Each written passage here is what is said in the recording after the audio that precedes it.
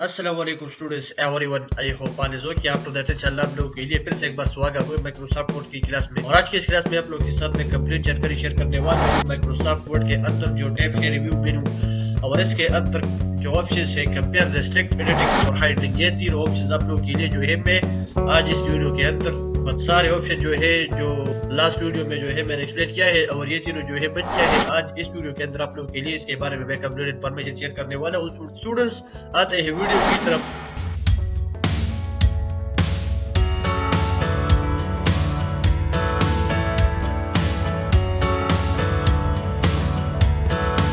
इसमें जो सबसे पहला वाला जो ऑप्शन है इसका नाम है कंपेयर। स्टूडेंट्स कंपेयर हम किस पर्पस के लिए यूज करते हैं? कंपेयर के थ्रू जो है स्टूडेंट्स हम माइक्रोसॉफ्ट वर्ड के अंदर जो है दो डॉक्यूमेंट्स कंपेयर करते हैं।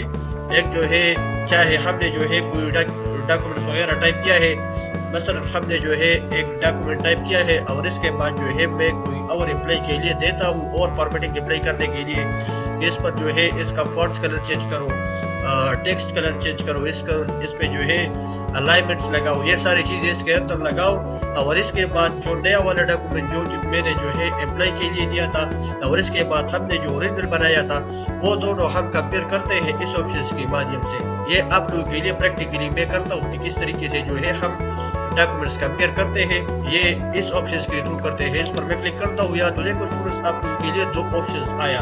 इसमें जो फर्स्ट वाला ऑप्शन है वो है कंपेयर का और दूसरा जो ऑप्शन है वो है कंबाइन का। दोनों का एक ही काम है लेकिन एक दूसरे से जो है थोड़ा सा डिफरेंट है।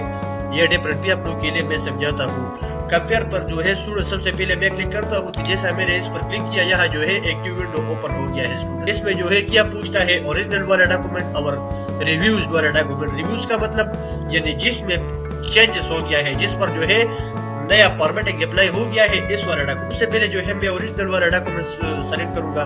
यहाँ कैसे सेलेक्ट करेंगे, यहाँ आप लोगों के लिए येलो कलर का बटन देखेगी फोल्डर का, इस पर क्लिक करूंगा जैसा मैंने इस पर क्लिक किया स्टूडेंट्स। इसके बाद हमारे सिस्टम का जो रिक्वायरमेंट्स है वो ओपन हो गया है। वो डॉक्यूमेंट मैंने कहाँ सेव किया है, डॉक्यूमेंट्स के अंदर सेव किया है।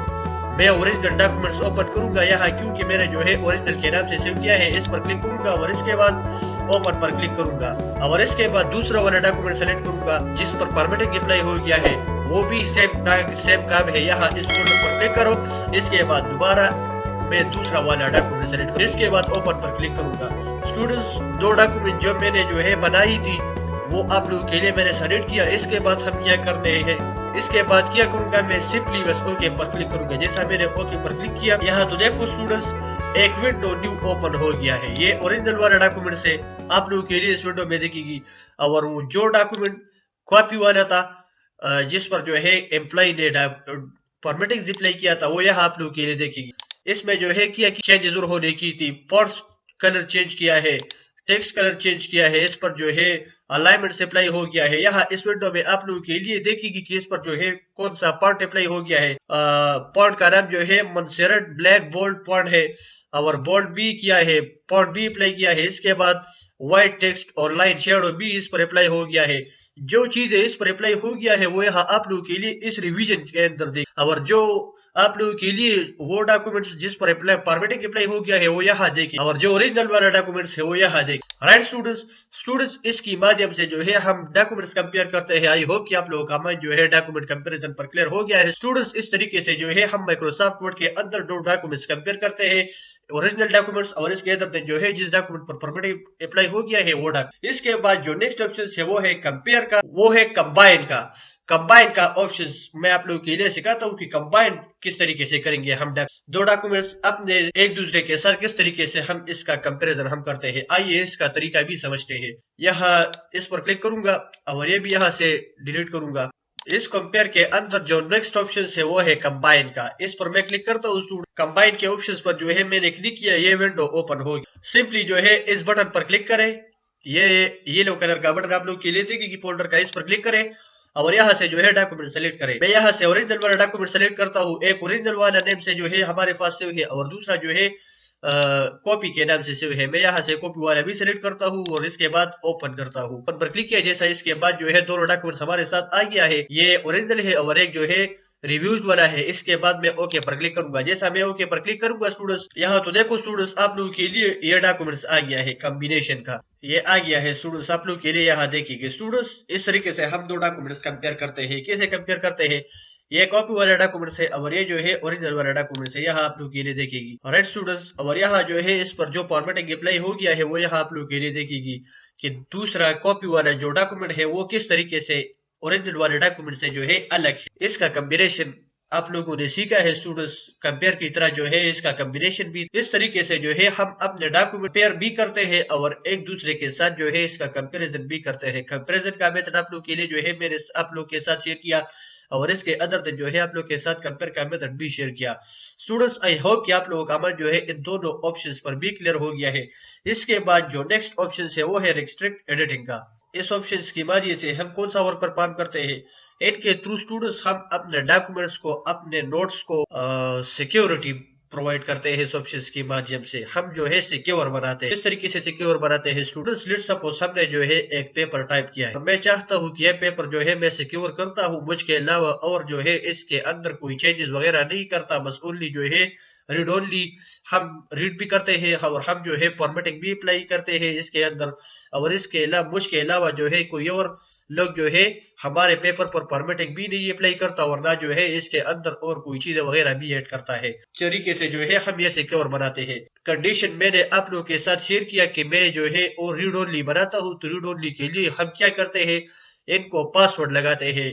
पासवर्ड किस तरीके से हम अपने डॉक्यूमेंट्स पर लगाते हैं, या कोई नोट्स वगैरह हम बनाते हैं या कोई बुक वगैरह हमने टाइप किया है और हम चाहते हैं कि और लोग जो है ये पढ़ते भी है, पढ़ने के लिए इनके लिए अलाउ है और जो चेंजेस वगैरह है इनके लिए हम ये अलाउ नहीं करते। तो इनसे बचाने के लिए हम इनके ऊपर पासवर्ड लगाते हैं।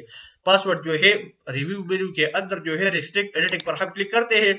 इस पर मैंने जैसा क्लिक किया इसके बाद ये विंडो ओपन हो गया। इसमें सबसे पहले जो है आप लोग के लिए फॉर्मेटिंग का बताता है। Formatting students, limit formatting to select of style. इस पर जो है मैं क्लिक करता हूँ तो इससे क्या होगा कि दूसरे पर्सन के साथ जो है मैं डॉक्यूमेंट शेयर करता हूँ तो वो फॉर्मेटिंग भी करता है और कोई चीजें वगैरह नहीं ऐड कर। मैं चाहता हूँ कि फॉर्मेटिंग भी नहीं करता और ना कोई चीजें वगैरह ऐड करता है, तो ये ऑप्शन हमारे लिए नहीं। इसके बाद एडिटिंग रेस्ट्रिक्शन। इसका मतलब ये है कि ओनली ये डिसम जो है डॉक्यूमेंट का इसके अंदर वो एडिटिंग कर पाएगा, लेकिन इसके अलावा और कोई टॉप वगैरह है इसके अंदर एडिटिंग नहीं कर पाएगा, ये भी हमारे लिए नहीं है। इसके बाद जो थर्ड ऑप्शन है इस पर मैं क्लिक करता हूँ, सी आल्सो पर।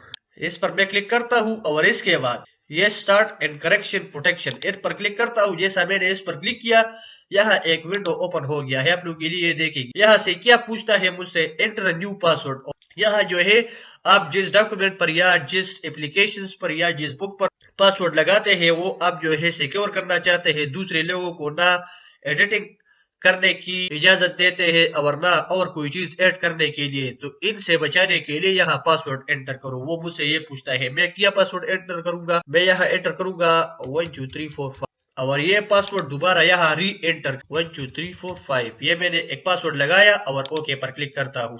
जैसा मैंने ओके पर क्लिक किया तो क्या हुआ, यहाँ मैंने क्लिक किया। इसके बाद मैं क्या करूंगा, एंटर करूंगा और यहाँ से क्या करूंगा, इसके अंदर जो है कोई चीज वगैरह एंटर करता हूँ। मैं यहाँ कीबोर्ड से जो है बटन दबाता हूँ, कोई चीज वगैरह इसके अंदर ऐड नहीं होता।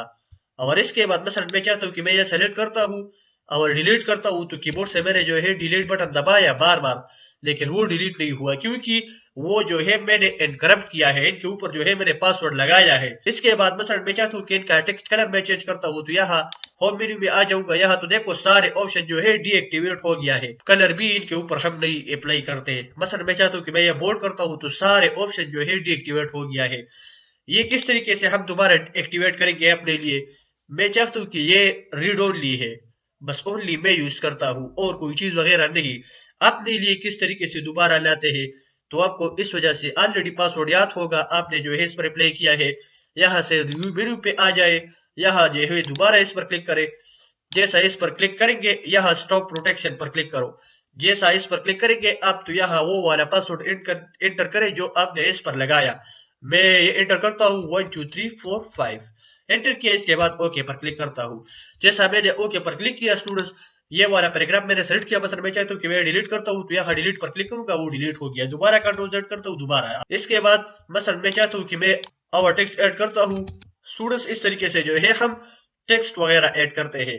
और यहाँ से मसलन मैं चाहता हूँ कि ये वाले के लिए मैं कलर देता हूँ, यहाँ से जो है मैं ये रेड कलर सेलेक्ट करता हूँ, रेड कलर भी दिया, बोल्ड भी करता हूँ, ये बोल्ड हो गया, अंडरलाइन भी करता हूँ।